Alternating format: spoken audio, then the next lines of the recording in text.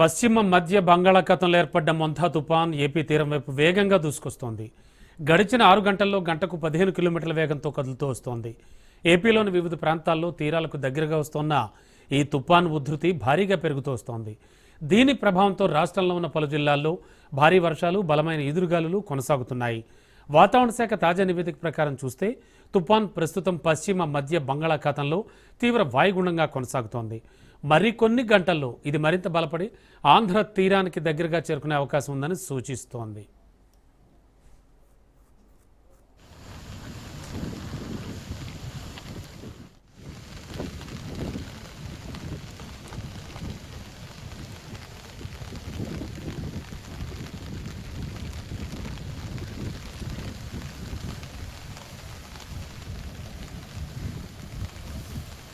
ఈ నేపథ్యంలో తీర ప్రాంత ప్రజలు అప్రమత్తంగా ఉండాలంటూ అధికారులు హెచ్చరికలు జారీ చేశారు. ఇదిలా ఉంటే తుపాన్ దగ్గరకు వస్తున్న కొద్దీ తీవ్రత తారస్థాయికి చేరుకుంటోంది. సముద్ర తీరాల్లో అలలు భారీగా ఎగిసిపడుతున్నాయి. దీనికి తోడు కుండపోత వర్షాలు పడుతున్నాయి. ఈ నేపథ్యంలో అప్రమత్తమైన అధికారులు కాకినాడ పోర్టుకు 10వ నెంబర్ గ్రేట్ డేంజర్ సిగ్నల్ జారీ చేశారు. అలాగే విశాఖ, గంగవరం, భీమునిపట్నం, కళింగపట్నం పోర్టులకు 9వ నంబర్ ప్రమాద హెచ్చరిక జారీ చేశారు.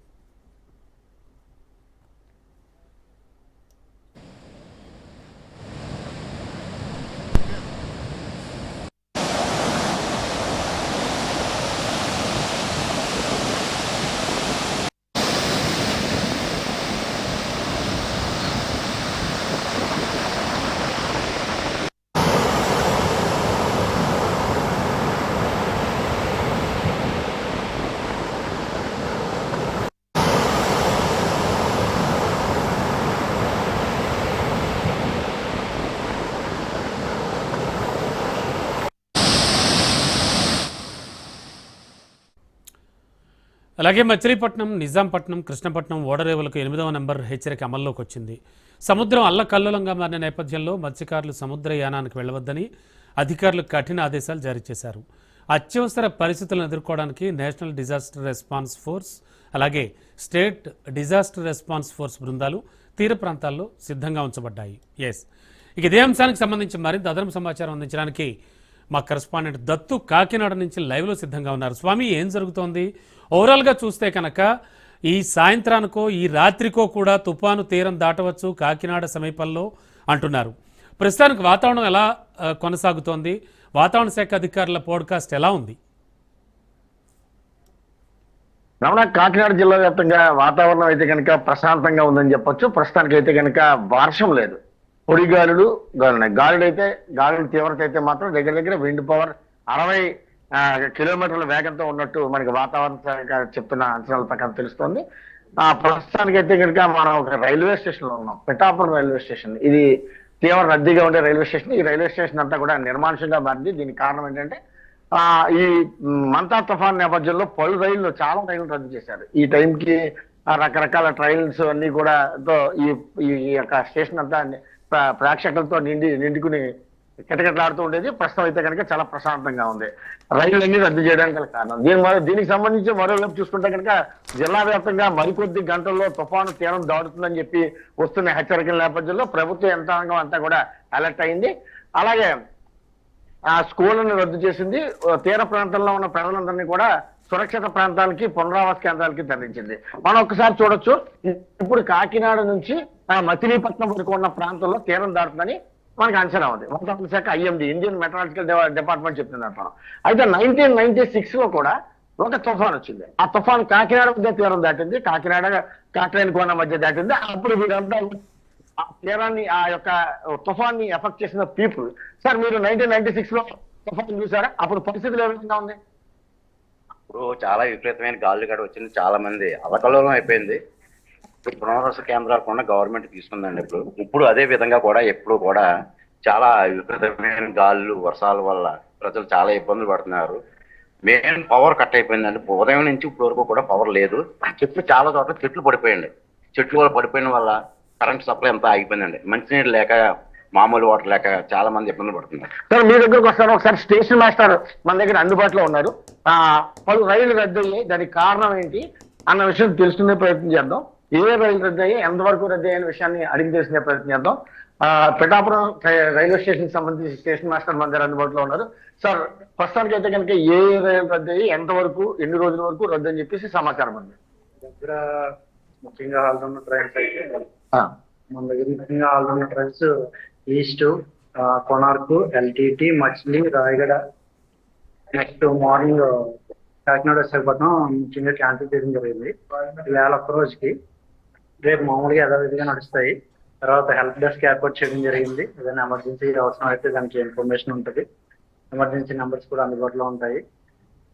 క్యాన్సిలేషన్ అయితే ఇవాళ మట్టుకే, రేపు నుంచి యథావిధిగా నడుస్తాయి. అంటే తుఫాన్ రాత్రికి తీరం దాటి ఏమైనా విపత్కర పరిస్థితి నిలబడితే క్యాన్సిలేషన్ కొనసాగించే అవకాశం ఉందంటారా, పొడిగించే అవకాశం? అది ఎమర్జెన్సీ అయితే కనుక దాన్ని ఎక్స్టెండ్ చేస్తారు క్యాన్సిలేషన్. ప్రస్తుతానికి క్యాన్సిలేషన్ అయితే ఇవాళ ఒక్క రోజు. అంటే మన విశాఖ వాల్తేరు డివిజన్ సంబంధించి ఎన్ని రైళ్లు మీకున్న అంచనా బడికి క్యాన్సిల్ అయ్యాయి? మాకున్న దాని ప్రకారం up 20, down 20, total 40 trains cancel చేశారు. మన దగ్గర హాల్టింగ్ ఉన్న trains 6 trains, up 6, down 6, total 12 trains cancel చేయడం. మొత్తానికి రైల్వే శాఖ అధికారులు చెప్తున్న సమాచారం కనుక ఇది పరిస్థితి. ఇప్పుడు మనం లోకల్ పీపుల్ ఉన్నారో, ఎవరైతే 1996 తుఫాన్ ని ఫేస్ చేసినటువంటి పీపుల్ ఎవరైతే ఉన్నారో వారిని అడిగితే తెలుసుకునే ప్రయత్నం చేద్దాం. ప్రస్తుతానికి అయితే కనుక రైల్వే శాఖ అధికారులు చెప్తున్న లెక్కల ప్రకారం రమణ మీరు చూశారు కదా, ప్రస్తుతం అయితే కనుక మొత్తం 40 ట్రైన్స్ వరకు రద్దు చేసామని చెప్తున్నారు. సార్ చెప్పండి, 1996 తుఫాన్ లో మీరు మీకు స్వయంగా అనుభవం ఉందన్నారు కదా, అప్పుడు ఏ టైంలో వచ్చింది, ఎలాంటి పరిస్థితులు తలెత్తాయి? అప్పుడు చాలా విపరీతమైన వర్షాలు కట్ట వచ్చి చూస్తాయండి. సముద్రం కూడా చాలా అల్లకొలంలో అయిపోయింది. అది ఏ టైం అండి? ఏ టైంలో అంటే టైము అంటే డే టైం వచ్చిందండి. చాలా మంది కూడా చాలా విపరీతమైన ఇబ్బందులు పడ్డారు.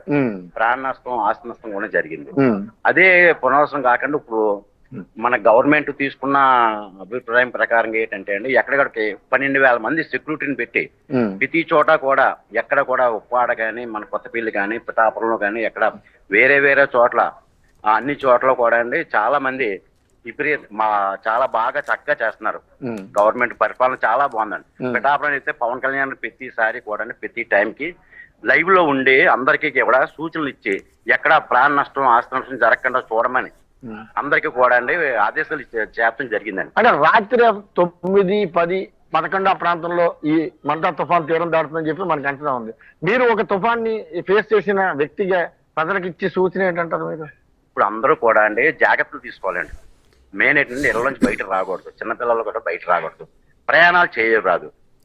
దానివల్ల ఏంటంటే కొంచెం ఇబ్బందులు తలెత్తండి. ఈ ఒక్కరోజు మనం ఆగితే దీని ప్రభావం కొంత 12 గంటలు 14 గంటల వరకు ఉండొచ్చు.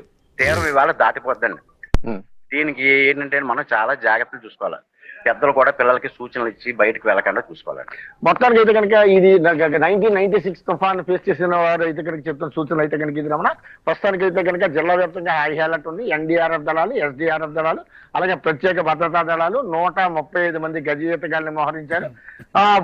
మధ్యాహ్నం వరకు ఉన్న అంచనా ప్రకారం అయితే కనుక కాకినాడ వద్ద తీరం దాడుతుందని చెప్పి అంచనా ఉంది. అయితే మన గ్రాఫ్ చూస్తుంటే ఏదైతే గతంలో చూసుకుంటే కనుక ఈ తుఫాన్లు వచ్చినప్పుడు శాటిలైట్ పిక్చర్స్ ఏది ఉండి ఆ పిక్చర్ ఆధారంగా తుఫాన్ యొక్క కన్ను గీత ఏ విధంగా ఉన్నదన్నది అంచనా వేసేవారు. ఇప్పుడు లేటెస్ట్ టెక్నాలజీ మనం రాడార్ వ్యవస్థ అభివృద్ధి చెందడం, దాంతో నిమిషానికి సెకండ్ కి కూడా దాని దిశ ఏ విధంగా ఉందన్న విషయం తెలిసిపోతుంది. ప్రస్తుతం అయితే కనుక నిన్న మధ్యాహ్నం వరకు అంచనా వరకు అయితే కనుక కాకినాడ వద్ద తీరం దాడుతున్నది. అయితే ఆ గ్రాఫ్ కొద్దిసేపటి క్రితంగా మనం పరిశీలిస్తే మచిలీపట్నానికి, అమలాపురానికి మధ్య ఆ తీరం దాటే అవకాశం ఉందని తెలుస్తోంది. అయితే ఇక్కడ ఇంకొక మరో కోణం ఉంది. మిగతా భౌగోళిక పరిస్థితికి కాకినాడ దగ్గర ఉన్న సముద్రం భౌగోళిక పరిస్థితికి వ్యత్యాసం చాలా ఉంది. యాక్చువల్ గా తుఫాన్ కనుక ల్యాండ్ అయ్యే సమయంలో నీటిలోంచి భూమి మీద ఒక్కసారి తుఫాను భూమిని తాకినప్పుడు వేగంగా గాలి రూపంలో బయటకు వెళ్తూ ఉంటుంది. దాని కారణంగా భారీ ఎత్తున వర్షాలు పడుతూ ఉంటాయి. దాంతో వీచే ప్రచండ గాలులకి రేకుల షెడ్లు కావచ్చు, లేకపోతే పాత భవనాలు, చెట్లు వంటివి విద్యుత్ స్తంభాలు కూలిపోతూ ఉంటాయి. అయితే కాకినాడలో ఉన్న పరిస్థితి క్వైట్ డిఫరెన్స్ అని చెప్పొచ్చు. ఎందుకంటే కాకినాడకి సముద్రంలో ఒక 12 కిలోమీటర్ల దూరంలో హోప్ ఐలాండ్ అని చెప్పి ఒక ఆశల దీవి అంటారో ఆ ఐలాండ్ కారణంగా కాకినాడ ఇప్పటి వరకు రక్షించబడుతూ వచ్చింది. ఏదైతే తుఫాన్ ఒకవేళ కాకినాడ దగ్గర తీరం దాటి అవకాశం ఉంటే కనుక ఫస్ట్ అక్కడ ల్యాండ్ అవుతుంది, ఆ భూమి తగులుతుంది. ఆ తుఫాన్కి భూమి తగిలినప్పుడు శరంగా ముందుకు వస్తుంది. అదే సందర్భంలో జస్ట్ భూమి కేవలం 4 కిలోమీటర్ల వెడల్పు మాత్రమే ఉంటుంది. 4 కిలోమీటర్ల వెడల్పు దాటిన తర్వాత మళ్ళీ వాటర్ తగ్గుతుంది, సముద్రం తగ్గుతుంది. అప్పుడు దాని దిశను మార్చుకునే అవకాశం ఉంటుంది. ఇలాగ గతంలో కూడా పలు సందర్భాలు తుఫాను కాకినాడ వద్ద తీరం దాటడానికి వచ్చి దిశను మార్చుకునే సందర్భాలు కూడా చాలా ఉన్నాయి. దాని తర్వాత అది ఒరిస్సా వెళ్ళిపోవడం, పశ్చిమ బెంగాల్ వెళ్ళిపోవడం, ఇలా రకరకాల సంఘటనలు కూడా చోటు చేసుకున్నాయి. ప్రస్తుతం అయితే కనుక ఈ మంతా తుఫాన్ ఏదైతే ఉందో అది ప్రస్తుతం కాకినాడ వద్ద తీరం దాటుతున్నారు. ఇప్పుడున్న గ్రాఫ్ ప్రకారం యానం నుంచి అటు మచిలీపట్నం మధ్యలో తీరం దాటే అవకాశం ఉంది. తీరం దాటే సమయంలో ఇది సముద్రంలో చాలా సేపు వెయిట్ చేసి ఉండడం, దాని వేగం తీవ్రత తక్కువగా ఉండడంతో మరింత పెను తుఫానుగా ఉంటుందని చెప్పి వాతావరణ శాఖ అధికారులు చెప్తున్నారు. అది ఖచ్చితంగా నిజం. ఎందుకంటే ఇప్పుడు ప్రస్తుతానికి 60 కిలోమీటర్ల నుంచి 70 కిలోమీటర్ల వేగంతో ప్రచండ గాలులు వీస్తున్నాయి. ఈ మాత్రం కొద్దిపాటి గాలులకే చాలా చోట్ల చెట్లు పడిపోవడం జరిగింది. విద్యుత్ వ్యవస్థ, కమ్యూనికేషన్ వ్యవస్థ, టెలిఫోన్ కమ్యూనికేషన్ వ్యవస్థ వంటి ప్రచార మాధ్యమాలకు చాలా పెద్ద ఎత్తున తీవ్ర ఆటంకం నడుస్తోంది. జిల్లా వ్యాప్తంగా, కాకినాడ జిల్లా వ్యాప్తంగా, అలాగే కోనసీమ జిల్లా వ్యాప్తంగా ఉదయం నుండి కూడా కరెంట్ లేదు. ఈ కరెంట్ ఎప్పుడైతే లేదో త్రాగునీటి అవసరాలకి చాలా ఇబ్బందులు తలెత్తే అవకాశం ఉంది. మరోవైపు పేషెంట్స్ ఉంటారు, చిన్నపిల్లలు ఉంటారు, వారందరికీ కరెంట్ లేకపోతే రకరకాల ఆరోగ్యపరమైన ఇబ్బందులు కూడా తలెత్తే అవకాశం ఉంది. వీటిలన్నింటినీ దృష్టిలో పెట్టుకుని ప్రభుత్వం కూడా హాస్పిటల్స్ లో ఉన్నటువంటి ఎమర్జెన్సీ కేసులు తప్ప మిగతా సాధారణ కేసులను ట్రీట్ చేయొద్దని చెప్పి ప్రభుత్వ ఆసుపత్రికి ఆల్రెడీ హుకుం జారీ చేసింది. అత్యవసర పరిస్థితి ఉన్న కేసుల్లో జాయిన్ చేసుకోండి. మిగతా ఒకవేళ కనుక ఈ తుఫాను తీరం దాటేటప్పుడు ఏర్పడిన పరిస్థితుల కారణంగా ఏమైనా హెల్త్ ఇష్యూస్ వస్తే కనుక వారిని జాయిన్ చేసుకోవడానికి, వారి ట్రీట్మెంట్ ని ట్రీట్ చేయడానికి ఉపయోగపడుతుందనే ఉద్దేశంతో ముందుగానే హుక్కు జారీ చేయడం జరిగింది. అలాగే ఈ రిహాబిలిటేషన్ సెంటర్స్ ఏదైతే పునరావాస కేంద్రాలు ఉన్నాయి, వాటిలో ఉన్న వారందరికీ, తీర ప్రాంతంలో ఉన్న వారందరికీ ఇప్పటికీ 30,000 మందిని తరలించారు. 175 పునరావాస కేంద్రాలను ఏర్పాటు చేశారు. అందులో శుభ్రమైన ఆహారం అందించడంతో పాటు పునరావాస కేంద్రానికి వచ్చి తర్వాత ఇంటికి వెళ్ళిపోతున్న కుటుంబానికి 3,000 రూపీస్ తో పాటు 20 బియ్యం కూడా ఇవ్వడానికి ప్రభుత్వం ప్రకటించింది. ఈ నేపథ్యంలో వారందరూ కూడా పూర్తిగా సహకరిస్తున్నారు. ప్రస్తుతానికి అయితే కనుక వాతావరణం ప్రశాంతంగా ఉన్న ప్రజలు మాత్రం భయం గుప్పిట్లో జీవిస్తారని చెప్పొచ్చు. Ramana. Okay, thank you Dattu.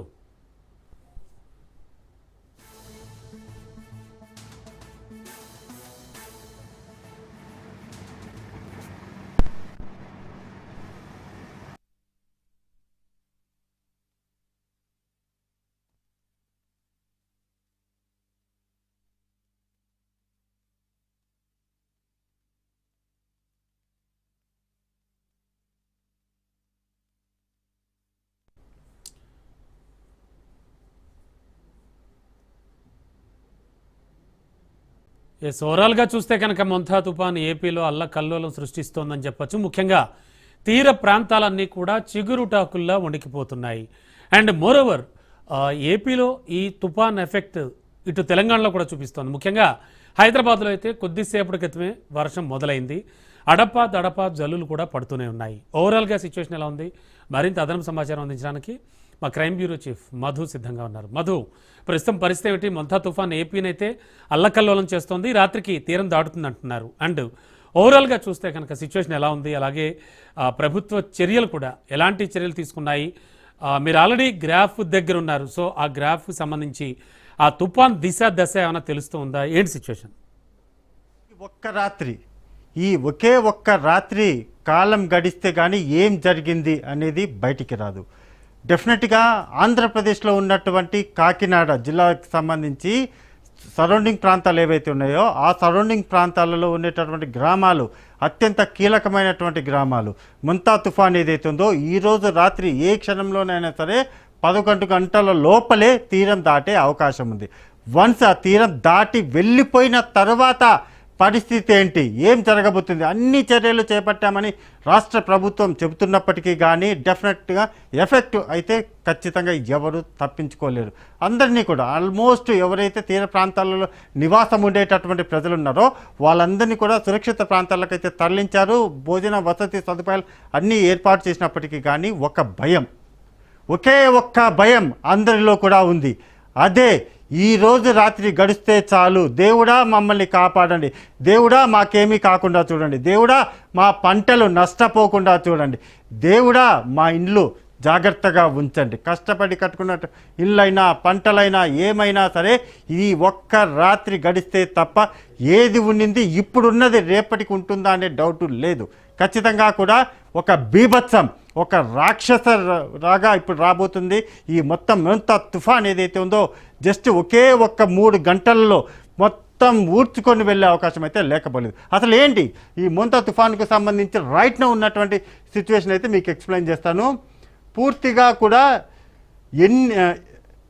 ఎలా ఇది ప్రవహిస్తుంది, ఎలా వెళ్తుంది, ఎక్కడి నుంచి ఎక్కడికి వెళ్తుంది అనే దానికి సంబంధించి వీటి వేగం ఏ విధంగా ఉంది అని చూస్తే విజయవాడ మీద చూసుకుంటే మాత్రం గంటకి 60 కిలోమీటర్ల వేగంతో గాలులు అయితే అక్కడ వీస్తున్నాయి. ఒంగోలు అక్కడ కూడా సేమ్, నెల్లూరు అక్కడ కూడా సేమ్. అంటే పూర్తిగా కూడా విశాఖపట్నం చూసుకుంటే 65 కిలోమీటర్ల వేగంతో గాలులు అయితే వీస్తున్నాయి. అంటే ఇంకా పక్కన పూర్తిగా కూడా ఈ కాకినాడ, విశాఖపట్నం కావచ్చు, లేకపోతే సరౌండింగ్ ప్లేసెస్లో ఉన్నటువంటి అన్నీ కూడా ఒక భయంకరమైనటువంటి సిచ్యువేషన్ అయితే నెలకొని ఉంది. ఇది ఒకటి. అంటే చూస్తున్నాం కదా, రాజమండ్రిలో ఇప్పటికే గాలిలో తీవ్రత 75 ఉంది. ఇక్కడ ఒకటి ఏంటి తుఫాన్, మొంతా తుఫాన్ అంటే ఏంటి, దేనికి ఎందుకని దీనికి ఇంతగా భయపడుతున్నారంటే క్లియర్గా ఒకటే, వర్షం పడితే ఎంత వర్షం పడినా సరే ఓకే, వెల్ అండ్ గుడ్, దానికి ఎక్కడ ఎటువంటి ప్రాబ్లం లేదు.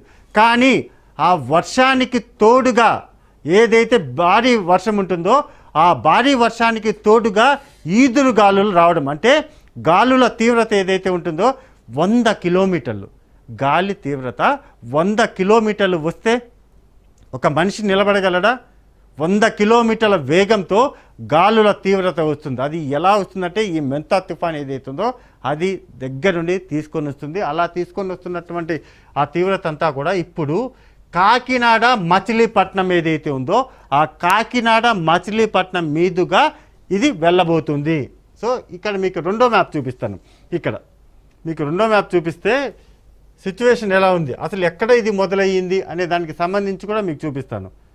రైట్ నౌ ఇదంతా ఏదైతే మీరు గ్రీన్ లైన్ ఏదైతే చూస్తున్నామో ఇదంతా కూడా సేఫ్, ఓకే, అది బంగాళాఖాతంలో మొదలయ్యింది, ఆ తర్వాత ఎంటర్ అయ్యింది, ఇదంతా ఓకే. ఆ తర్వాత ఇక్కడ లైన్ ఏదైతే లైన్ మీకు చూపిస్తున్నానో ఈ లైన్ ఏంటంటే ఎంటర్ అవ్వడం, అంటే గ్రామాలు జిల్లాలలోకి ఎంటర్ అవ్వడం అంటారు కదా, అది అంటే రాజమహేంద్రవరం ఏదైతే ఉందో రాజమహేంద్రవరంలోకి ఆ సరౌండింగ్ ప్లేసెస్ ఏవైతే ఉందో వాటిల్లోకి ఇప్పుడు ఎంటర్ అయింది. ఇలానే దాని దశ ఏదైతే ఉందో ఎలా వెళ్ళబోతుంది, ఖచ్చితంగా ఇలానే వెళ్తుందా అనేది అయితే చెప్పలేం. ఇక్కడ ఒక మ్యాప్ చూపిస్తున్నాం కదా, ఇక్కడ సర్కిల్లో ఒక మ్యాప్ ఉంది కదా, ఏదైతే ఇక ఒక రౌండ్ సర్కిల్ ఏదైతే ఉందో ఒక బెలూన్ ఆకారంలో ఏదైతే ఉందో ఎటైనా కదలచ్చు, అది ఇటైనా కదలచ్చు, ఇటైనా కదలచ్చు, ఖచ్చితంగా ఇలానే వెళ్ళడమైనా జరగచ్చు, కానీ కన్ఫర్మేషన్ అయితే చెప్పలేం. ఇది ఇలానే వెళ్తుంది. ఈ మొంతా తుఫాన్ వచ్చేసి దాని వే ఆఫ్ జర్నీ ఏదైతే ఉందో అది ఇలానే వెళ్తుంది అని అయితే చెప్పలేం. ఎటైనా అది తిరగచ్చు, విశాఖపట్నం కొంచెం దగ్గర కూడా వెళ్ళొచ్చు, లేకపోతే ఏదైతే రాజమహేంద్రవరం దగ్గర నుంచో అలా ఇప్పుడు ఏదైతే మ్యాచ్ చూపిస్తున్నో అది అలానే వెళ్ళొచ్చు, ఏదైనా. అంటే ఇప్పుడు ఉన్నటువంటి సిచ్యువేషన్ దాని వే ఆఫ్ ఎలా అయితే జర్నీ జరుగుతుందో ఆ మ్యాప్ ఇది. సో ఇక్కడ చూసుకుంటే మాత్రం భయంకరంగా, అత్యంత భయంకరంగా దాని కదలికలు అయితే ఉండబోతున్నాయి.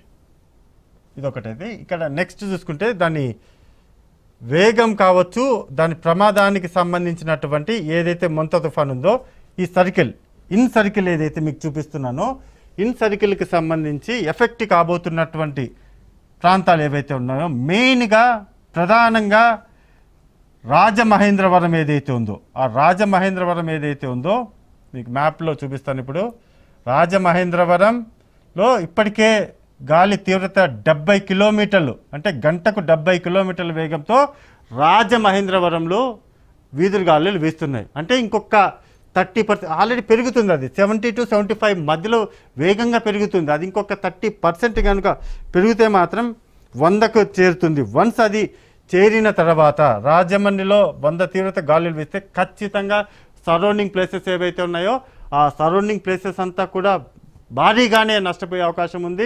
అండ్ మోర్ ఓవర్ ఇక్కడ ఇంకొకటి కీలకం, ఒంగోలు ఏదైతే ఉందో ఒంగోలులో కూడా గాలి తీవ్రత ఒక్కసారిగా పెరుగుతుంది. అంటే ఇప్పటికే రాజమహేంద్రవరంలో చూసుకుంటే మనం రాజమహేంద్రవరంలో 75 గంటకు 75 ఎదురుగాలులు వీస్తూ ఉంటే ఒంగోలులో కూడా 60, 65 ఆ స్థాయికి వెళ్ళిపోతుంది. నెల్లూరులో చూసుకుంటే 55 గంటకు 55 కిలోమీటర్ల వేగంతో గాలిస్తున్నాయి. అదేవిధంగా తిరుపతి చాలా అంటే దీనికి సంబంధించి ఏదైతే బెల్ట్ ఉందో క్రాస్ బెల్ట్ ఏదైతే ఉందో చూసుకోవచ్చు. తిరుపతిలో కూడా గంటకు 45 కిలోమీటర్ల వేగంతో ఈదురుగాలులు వీస్తున్నాయి. ఒకటి ఇక్కడ మనం చూసుకుంటే కొత్తగూడెం, తెలంగాణకు సంబంధించి మనం చూసుకుంటే కొత్తగూడెం, వరంగల్, అదేవిధంగా రామగుండం, అదేవిధంగా ఈ సరౌండింగ్ ప్లేసెస్ ఏవైతే ఉన్నాయో ఈ ప్లేసెస్లో కూడా కాస్త చిన్న ఎఫెక్ట్ ఉండే అవకాశం ఉంది. కానీ అప్రమత్తంగా ఉన్నారు. 2 రాష్ట్రాలకు సంబంధించినటువంటి గవర్నమెంట్లు అంతా కూడా అలర్ట్గా ఉన్నప్పటికీ కానీ మిర్యాలగూడలో 40% అదేవిధంగా కొత్తగూడెంలో 40, రాజమహేంద్రవరం మెయిన్ ఇంపార్టెంట్, రాజమహేంద్రవరం,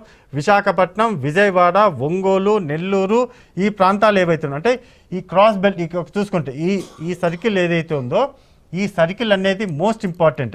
ఇక్కడి నుంచి మొదలు పెడితే విశాఖపట్నం నుంచి, రాజమండ్రి నుంచి, విజయవాడ, ఒంగోలు, నెల్లూరు ఈ మొత్తం ఈ ప్రాంతాలలో పరిస్థితి చాలా డేంజర్గా ఉండబోతుంది. అంటే మెయిన్ డేంజర్గా చూసుకుంటే మాత్రం రాజమహేంద్రవరం ఏదైతే ఉందో అక్కడి నుంచి మచిలీపట్నం వరకు కూడా సిచ్యువేషన్ అంతా కూడా చాలా డేంజర్గా ఉండబోతుంది. దాంతోపాటు ఎలా ఉంటుంది అంటే 2 రోజుల పాటు రానున్నటువంటి 2 రోజుల పాటు ఈరోజు రాత్రి ఆల్రెడీ మొదలయ్యింది.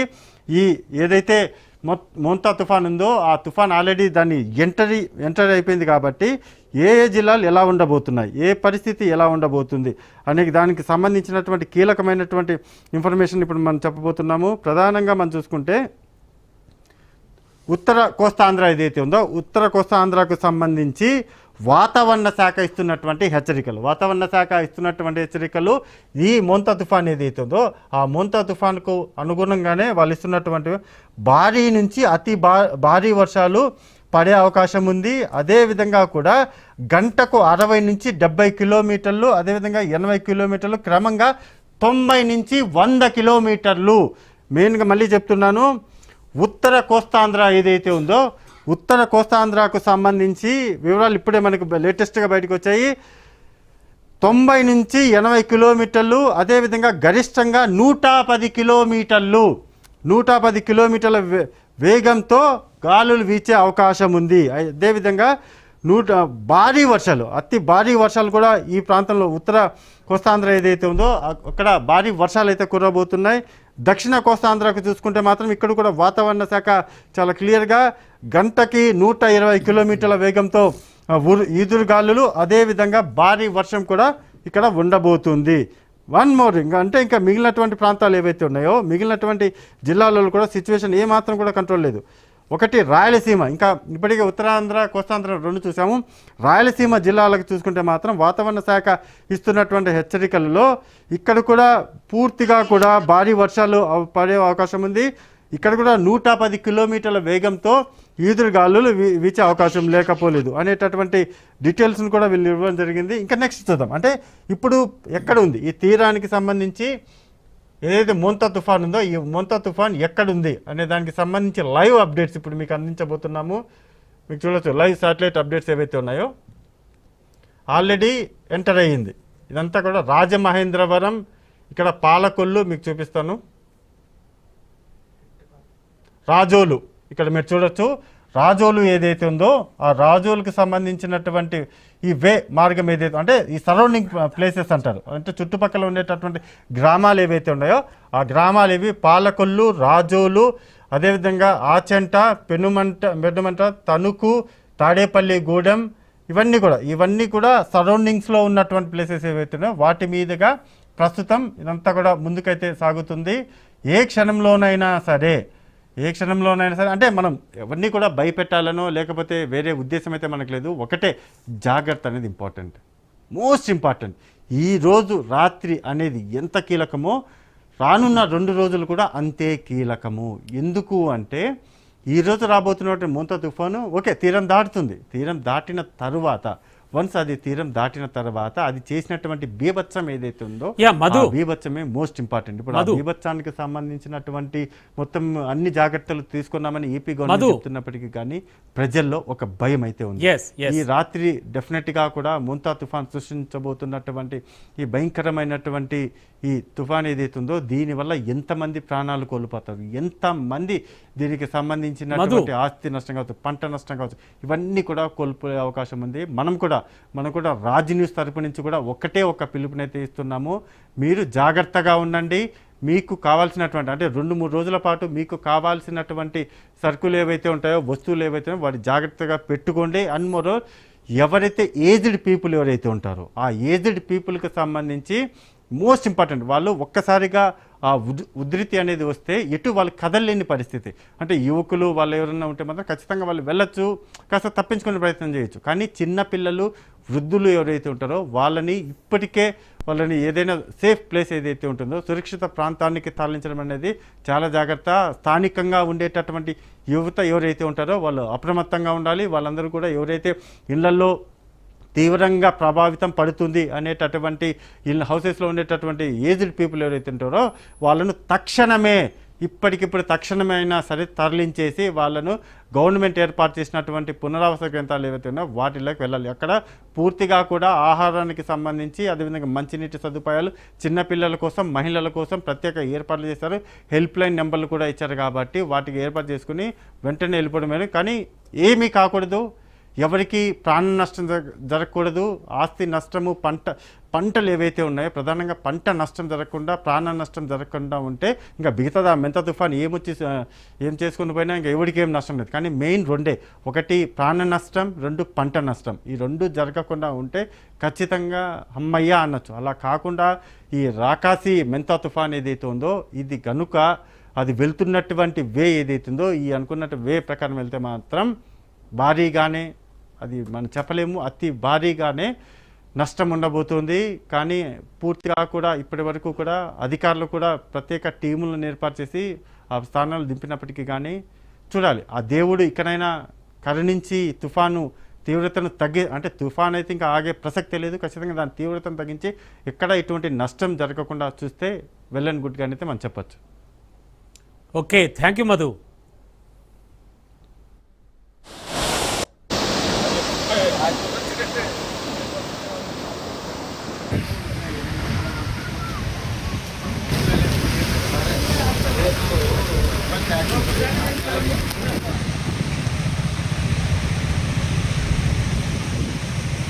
ఏదైతే ఉత్తరం నుంచి దక్షిణం వైపు కెరటాలు వస్తున్నాయి, ఆ కెరటాలు చెప్తుంటే కనుక తూర్పు నుంచి పడమరకి కెరటాలు వస్తుంటాయని చెప్పి కారణం చెప్తున్నారు.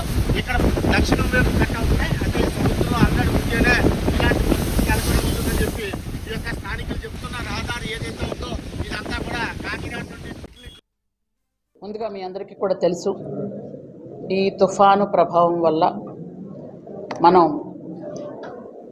రెడ్ అలర్ట్ రావటం, దానికోసం మన కలెక్టర్ గారి ఆధ్వర్యంలో అధికారులు అందరూ కూడా జిల్లాలో చాలా కష్టపడి పనిచేస్తున్నారు. మనకి స్పెషల్ ఆఫీసర్గా కూడా మనకు సార్ వచ్చారు, మీరు చూశారు ఆల్రెడీ. ఎస్పీ గారు కానీ, జెసి గారు కానీ అందరూ కూడా నిన్నటి నుంచి మనం పాఠశాలలు కూడా సెలవులు ఇచ్చాం. అలాగే ప్రతి విలేజ్లో కూడా మాక్ డ్రిల్ ఏర్పాటు చేసాం. అంటే ఏదైనా అవసరమైనటువంటి లేదనుకుంటే అనుకోని సంఘటనలు ఏదో ఎదురైతే ఎలా వాళ్ళు వాటిని ఎదుర్కోవాలనే ఉద్దేశంతో మాక్ డ్రిల్ కూడా ఏర్పాట్లు చేయించాం. ముఖ్యంగా హిల్ టాప్ ఏరియాల్లో ఎవరున్నారో వాళ్ళందరినీ కూడా సురక్షితంగా ఉండమని, అలాగే కొండ దిగువన ఉన్న వాళ్ళకి ఏదైనా మునిగిపోతున్నాయి అనే దగ్గర కొంచెం ఎత్తైన ప్రదేశాలకు వెళ్ళడానికి అవన్నీ కూడా అందరికీ ఇన్స్ట్రక్షన్స్ ఇవ్వడం జరిగింది.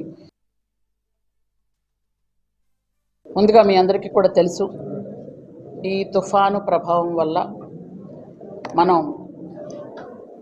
రెడ్ అలర్ట్ రావటం, దానికోసం మన కలెక్టర్ గారి ఆధ్వర్యంలో అధికారులు అందరూ కూడా జిల్లాలో చాలా కష్టపడి పనిచేస్తున్నారు. మనకి స్పెషల్ ఆఫీసర్గా కూడా మనకు సార్ వచ్చారు, మీరు చూశారు ఆల్రెడీ. ఎస్పీ గారు కానీ, జెసి గారు కానీ అందరూ కూడా నిన్నటి నుంచి మనం పాఠశాలలు కూడా సెలవులు ఇచ్చాం. అలాగే ప్రతి విలేజ్లో కూడా మాక్ డ్రిల్ ఏర్పాటు చేసాం. అంటే ఏదైనా అవసరమైన మంథా తుఫాన్ క్షణక్షణం వణికిస్తోంది. రాజధాని ప్రాంతాల్లో వాగులు, వంకలు, చెరువులు పొంగిపొర్లుతున్నాయి. ఇక అక్కడ ప్రయాణికులకు అంతరాయం కలగకుండా ముందస్తుగా జేసీబీ అందుబాటులో ఉంచి సహాయక చర్యలు చేపడుతున్నారు. ఇక బాపట్ల, గుంటూరు, పల్నాడు ప్రాంతాల్లో పునరావాస కేంద్రాలు ఏర్పాటు చేశారు. ముందస్తుగా ప్రజలకు ఎలాంటి ఇబ్బందులు కలగకుండా అధికార యంత్రాంగం పూర్తి స్థాయిలో సిద్ధంగా ఉంది.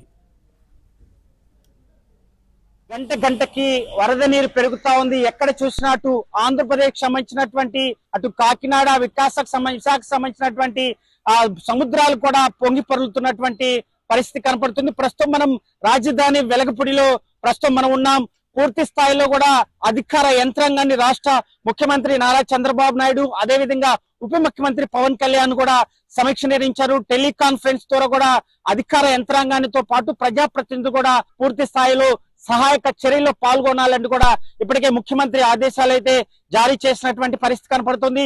అటు పల్నాడు, గుంటూరు, బాపట్ల జిల్లా కలెక్టర్, ముగ్గురు కలెక్టర్ కూడా సమయం పాటిస్తూ ఏదైతే జిల్లా యంత్రాంగాన్ని, రెవెన్యూ యంత్రాంగాన్ని, పోలీస్ అధికారులు కూడా ఎప్పటికప్పుడు కూడా అలర్ట్ చేస్తున్నటువంటి పరిస్థితి కనపడుతుంది. ఎందుకంటే ఈ రోజు రాత్రికి తీరం దాటేటువంటి అవకాశం ఉంది. క్షణం కూడా అధికారులు ఎక్కడ నష్టం జరగకుండా కూడా పూర్తి స్థాయిలో యంత్రాంగం కూడా చర్యలు తీసుకుంటున్నటువంటి పరిస్థితి కనపడుతుంది. ప్రధానంగా చూసుకుంటే రాజధాని ప్రాంతంలో కూడా ఎక్కడికక్కడ కూడా వాగులు పొంగి పొర్లుతున్నాయి. చెరువులు పూర్తి స్థాయిలో నీట మునిగాయి.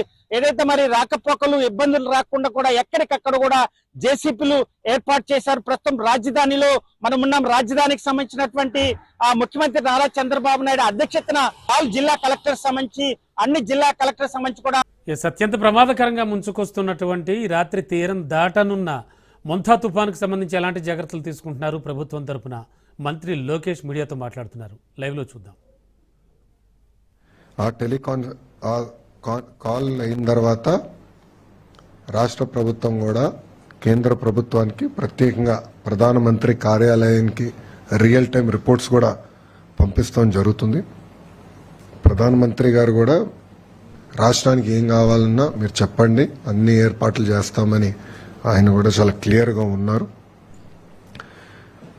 ఈ సైక్లోన్ వల్ల సుమారుగా 40 లక్షల మందికి ఇంపాక్ట్ ఉంటుంది. హై రిస్క్ ఏరియా వచ్చేగల కాకినాడ, కోనసీమ, వెస్ట్ గోదావరి, కృష్ణా, బాపట్ల, ప్రకాశం, నెల్లూరు ఈ జిల్లాలన్నీ రెడ్ అలర్ట్లో ఉన్నాయి. ఇక్కడ ఎక్కువ ఇంపాక్ట్ అనేది ఉంటుంది. ప్రజాప్రభుత్వం లక్ష్యం ఒకటే, లాస్ ఆఫ్ లైఫ్ అనేది ఉండకూడదు. దానికి తగిన చర్యలు తీసుకోమని గౌరవ ముఖ్యమంత్రి గారు చాలా స్పష్టంగా చెప్పారు.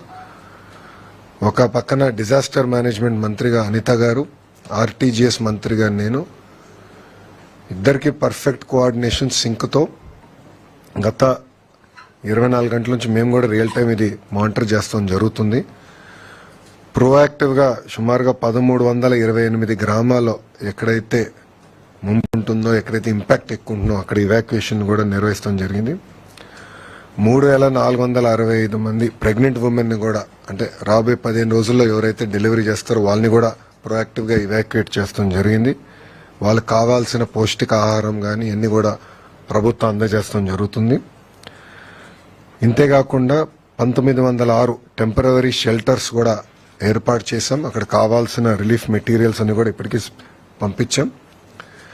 శానిటేషన్ కావాల్సిన బ్లీచింగ్ పౌడర్ కానివ్వండి, లైమ్ కానివ్వండి, ఇదంతా కూడా పొజిషన్ చేస్తాం జరిగింది. పాఠశాలలకు వచ్చేగల సుమారుగా 14,798 పాఠశాలల్లో ఇప్పటికీ హాలిడేస్ ప్రకటిస్తాం జరిగింది. దీంట్లో 364 స్కూల్స్ ఏకంగా సైక్లోన్ షెల్టర్స్ గా మార్చడం జరిగింది. మత్స్యకారులు కూడా 29 వరకు వేటకెళ్ళకూడని నిషేధం కూడా ప్రభుత్వం పెడతాం జరిగింది. యాక్టివిటీ సస్పెండ్ చేశాం. అన్ని చర్యలు తీసుకున్నాం. 11 ఎన్డీఆర్ఎఫ్ టీంలు, 12 ఎస్డీఆర్ఎఫ్ టీంలు కూడా ఏర్పాటు చేసాం. రిజర్వ్ టీమ్స్ కూడా ఉన్నాయి. అవసరమైతే ఆర్మీ కూడా హైదరాబాద్ లో కంటింజెంట్ ఉంది కానీ వాళ్ళు కూడా స్టాండ్ బైలో ఉన్నారు. 145 వుడ్ కటింగ్ టీమ్స్ కూడా చైన్ సాస్ తో మొత్తం ఏర్పాట్లు చేసాం. ఇప్పటికీ కొన్ని ఇక్కడ యాక్షన్ లో ఉన్నారు. అంటే విశాఖపట్నంలో అక్కడెక్కడ చెట్లు పడినా ఆల్రెడీ మీరు యాక్షన్ లో ఉన్నారు. మీరు కూడా కవర్ చేశారు మీడియాలో. సో 145 టీమ్స్ రెడీగా ఉన్నాయి. మెడికల్ అండ్ హెల్త్ కి సంబంధించి సుమారుగా 325 క్యాంప్స్ రెడీ చేసుకున్నాం. 876 ర్యాపిడ్ రెస్పాన్స్ టీమ్స్ కూడా ప్రభుత్వం రెడీ చేసింది. దాని తర్వాత సైక్లోన్ ల్యాండ్ ఫాల్ అయిన తర్వాత, దాటి వెళ్ళిన తర్వాత రెస్టరేషన్ కార్యక్రమం అనేది చాలా చాలా కీలకమైనది. దానికి ప్రధానంగా పవర్, విద్యుత్ సంబంధించి 11,347 ఎలక్ట్రిక్ పోల్స్ ఆల్రెడీ రెడీ చేసుకున్నాం. 1,210 ట్రాన్స్ఫార్మర్స్ కూడా రెడీ చేసుకుంటాం జరిగింది. 772 రెస్టరేషన్ టీమ్స్ కూడా ఆల్రెడీ ఐడెంటిఫై చేసాం, పొజిషన్ చేసాం. అంటే సైక్లోన్ డైరెక్షన్ బట్టి వీళ్ళు ఎక్కడ ఉండాలి, మెటీరియల్ ఎక్కడ ఉండాలి, ఆల్రెడీ పొజిషనింగ్ కూడా అయిపోయింది. హాస్పిటల్స్ కూడా కరెంట్ అందించాలి యుద్ధ ప్రాతిపదికంగా అనేది ఒక నిర్ణయం తీసుకున్నాం, తగిన చర్యలు కూడా తీసుకుంటాం. ఆర్ఎన్బికి వచ్చే గల 7,289 అంటే జేసీబీలు, క్రెయిన్స్, వెహికల్స్ కూడా ఏర్పాటు చేసుకున్నాం. ఎందుకంటే ఎక్కడన్నా బ్లాకేజ్ అయినా ఇమీడియట్గా రెస్టోర్ చేయాలి, ట్రాఫిక్ ఎలాంటి ఇబ్బంది ఉండకూడదని అది కూడా టీమ్స్ రెడీ చేసుకుంటాం జరిగింది. తాగునీరు సంబంధించిన వాటర్ ట్యాంకర్స్ పొజిషన్ చేసుకున్నాం. సిపిడబ్ల్యూ స్కీమ్స్, ఎందుకంటే తిట్లీ దగ్గర నేను నేర్చుకుంది అప్పుడు గతంలో పంచాయతీరాజ్ గ్రామీణాభివృద్ధి శాఖ మంత్రిగా పనిచేసే కనుక కరెంటు పోయినప్పుడు ప్రధాన ఇంపాక్ట్ అయ్యేది సిపిడబ్ల్యూ స్కీమ్స్. ఆ రోజు మేము అనుకున్నాం జనరేటర్లు ముందే పెట్టుంటే భలే ఉండేది, రిస్క్ అయ్యేది, ఇంత ఇబ్బంది వచ్చిండేది కాదు కదా అని. అందుకే ముందస్తు చర్యలు తీసుకున్నాం. గౌరవ ఉప ముఖ్యమంత్రి గారు పవన్ కళ్యాణ్ గారి నాయకత్వంలో ముందస్తు చర్యలు తీసుకుని డీజిల్ జనరేటర్స్ కూడా 1037 డీజిల్ జనరేటర్స్ పొజిషన్ చేశాం. సెల్ ఫోన్ టవర్స్ కావాల్సిన డీజీ సెట్స్ కూడా సుమారుగా 78% సెల్ ఫోన్ టవర్స్ కూడా కావాల్సిన డీజీ సెట్స్ వాళ్ళు ఎయిర్టెల్ కానివ్వండి, జియో కానివ్వండి, మిగతా సర్వీస్ ప్రొవైడర్స్ అందరూ కూడా ఏర్పాటు చేశారు. కావాల్సిన డీజిల్ కూడా పొజిషన్ చేస్తాం జరిగింది. కలెక్టర్స్ అందరూ కూడా ఫండ్స్ ఏర్పాటు చేస్తాం. మనీ ఈజ్ నో ఆబ్జెక్ట్, ప్రజలు ఇబ్బంది పడకూడదు అన్న లక్ష్యంతో మేము పనిచేస్తున్నాం. ఆర్టీజీఎస్లో గౌరవ హోంమంత్రి గారు, నేను కూడా ఆర్టీజీఎస్లో ఈరోజు రాత్రి అంతా కూడా మేము ఉంటాం. ఇక్కడ నుంచి రియల్ టైం మానిటరింగ్ చేస్తాం. గౌరవ ముఖ్యమంత్రి గారు కూడా ప్రతి 2 గంటలకు ఒకసారి టెలికాన్ఫరెన్స్ కూడా తీసుకుని ఏంటి కరెంట్ స్టేటస్ ఏంటనేది రాత్రంతా కూడా గౌరవ ముఖ్యమంత్రి గారు మాతో రివ్యూ చేస్తారు. ఇది సైక్లోన్ మొంతా దాటిన తర్వాత ఇమీడియట్గా సీఎం గారి ఆదేశాల మేరకు రీహాబిలిటేషన్ స్టార్ట్ అవ్వాలి, రిలీఫ్ అందించాలి. దానికి కూడా ఏంటంటే డ్రోన్స్, లో లెవెల్ ఫ్లయింగ్ ఏరియల్ వెహికల్స్ పెట్టి మొత్తం రియల్ టైం ట్రాకింగ్ చేసి పంట నష్టం ఎంత జరిగింది, ఇల్లు ఏంటి, మొత్తం రియల్ టైం ట్రాకింగ్ చేయమని చెప్పారు. చేసి దాని తర్వాత రిలీఫ్, రీహాబిలిటేషన్ కూడా యుద్ధ ప్రాతిపదికంగా డేటా డ్రివెన్ మోడల్లో చేయమని ఆయన ఆదేశాలు జారీ చేశారు. కావాల్సిన ఏర్పాట్లు కూడా ప్రభుత్వం చేసింది. ఇక్కడ ప్రజలు నేను ఒక విషయం కోరాలనుకుంటున్నాను, దయచేసి అందరూ మీ ఇంట్లో ఉండండి. రెండోది బీచెస్ కానీ లో లయింగ్ ఏరియాస్కి దయచేసి వెళ్ళొద్దండి. అధికారులు చెప్పింది తూచా తప్పకుండా పాటించండి. ఎందుకంటే ఇది చాలా ఇప్పుడు ఉన్న సమాచారం మేరకు 100 కిలోమీటర్ల వేగంగా వస్తుంది కనుక అందరం జాగ్రత్తలు తీసుకోకపోతే మళ్ళీ ఇబ్బంది పడతాం. ఇప్పటికీ మీడియా మిత్రులు మీరు కూడా కవరేజ్ చేస్తున్నారు, మీరు కూడా ప్రజల్లో చైతన్యం తీసుకొచ్చే విధంగా మీరు కూడా న్యూస్ ఆర్టికల్స్ చేస్తున్నారు, నేను మానిటర్ చేస్తున్నాం, పాజిటివ్గా బిల్డ్ చేస్తున్నారు. సో ప్రజలు కూడా ఏంటంటే అడ్వైజరీ టైం టు టైం తీసుకుని అది పాటించాలని మేము కోరుతున్నాం. ఈ టైం బయటికి వెళ్తాం కరెక్ట్ కాదు, బీచ్ల దగ్గరికి వెళ్తాం, వీడియోలు చేస్తాం, ఇది టైం కాదు. ఇది అందరు జాగ్రత్తగా ఉండాలి. చాలా క్రిటికల్ అవర్ ఉంటుంది 11:30 నుంచి. ఇప్పటికీ మీరు చూస్తే చాలా దగ్గర వర్షాలు గట్టిగా పడుతున్నాయి, దాటిన తర్వాత కూడా వర్షం ఉంటుంది కనుక అందరూ అప్రమత్తంగా ఉండాల్సిన అవసరం చాలా చాలా ఉంది. సో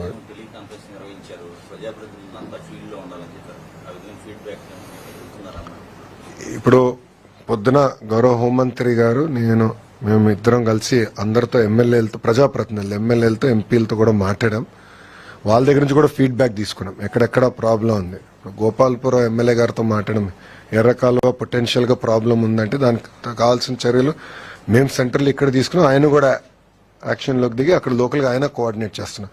సో ప్రజాప్రతినిధులు అందరితో మాట్లాడాను, ఎమ్మెల్యేలతో మాట్లాడా, ఎంపీలతో మాట్లాడా, అందరినీ ఫీల్డ్లో ఉండమన్నాం. కంపల్సరీ ఈరోజు అందరిలో చైతన్యం తీసుకొచ్చి ప్రికాషన్స్ తీసుకోమన్నాం. రేపు అయిన తర్వాత ఫీల్డ్కి వెళ్ళమన్నాం, గ్రామాలకు వెళ్ళాలి, పంట పొలాలకు వెళ్ళాలి, మొత్తం రిలీఫ్, రీహాబిలిటేషన్ పక్కడబందీకి చేసే విధంగా వాళ్ళందరూ అప్రమత్తంగా ఉండాలని మేము చెప్తాం కూడా జరిగింది. సో అందరినీ మీరు చూస్తే ఇప్పటికీ సెంటర్స్ వచ్చేగల, నేను చెప్పాను మళ్ళీ రిపీట్ చేస్తాను, ఇవాక్యుయేషన్ వచ్చేగల ఏంటంటే 1238 గ్రామాల్లో ప్రోయాక్టివ్గా అక్కడ హై రిస్క్ అంటే ఓల్డ్ ఏజ్ కానివ్వండి, ప్రెగ్నెంట్ ఉమెన్ కానివ్వండి, వాళ్ళని మేము తరలిస్తాం జరిగింది. 1906 టెంపరవరీ రిలీఫ్ క్యాంప్స్ ఏర్పాటు చేస్తాం జరిగింది.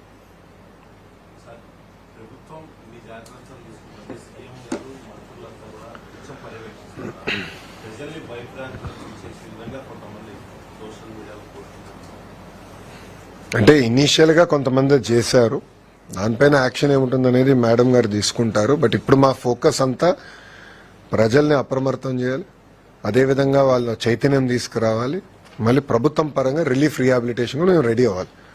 సో ప్రభుత్వం అలర్ట్గా ఉంది. ఇది ఈ రోజు కాదు, 23 నుంచి మేము మానిటర్ చేస్తున్నారు. గౌరవ ముఖ్యమంత్రి గారు స్వయంగా మానిటర్ చేస్తున్నారు. ఇప్పటికీ 12 సార్లు రివ్యూ మీటింగ్లు కానీ, టెలికాన్ఫరెన్స్ కానీ, వీడియో కాన్ఫరెన్స్ నిర్వహించారు. మీరు కూడా దయచేసి గమనించాల్సిన విషయం, ప్రజాప్రతినిధులు కూడా ఫీల్డ్లో ఉన్నారు. ఎమ్మెల్యేలు కానీ, ఎంపీలు కానీ అందరూ ఫీల్డ్లోనే ఉన్నారు.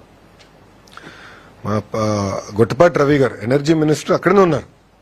పొద్దున మేము అందరం ఆడుకుంటే అక్కడ ఎక్కడుంటే బెటర్ అంటే ఇది ఎక్కడ ఎఫెక్ట్ ఎక్కువ ఉంటుందని ముందులే గేజ్ చేసుకుని అక్కడ మూవ్ అయిపోయారు అందరూ. సో మంత్రులతో సహా అందరూ అప్రమత్తంగా ఉన్నాం. ఎవరి నియోజకవర్గం వాళ్ళు కూడా జాగ్రత్తగా మానిటర్ చేసుకోవాల్సిన అవసరం ఉంది. ఇది ఎవరు లైట్గా తీసుకోరు, చాలా సీరియస్. సైక్లోన్ అనేది సైక్లోన్, ఎంత స్పీడ్ వస్తుంది అనేది డిఫరెంట్. బట్ అప్రమత్తంగా లేకపోతే లాస్ ఆఫ్ లైఫ్ ఎక్కువ ఉంటుంది. సరే,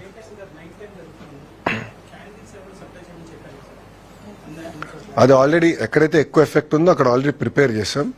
బట్ మా లక్ష్యం ఏంటంటే యుద్ధ ప్రాతిపదికంగా కరెంట్ రిస్టోర్ చేస్తాం. That is the first priority. And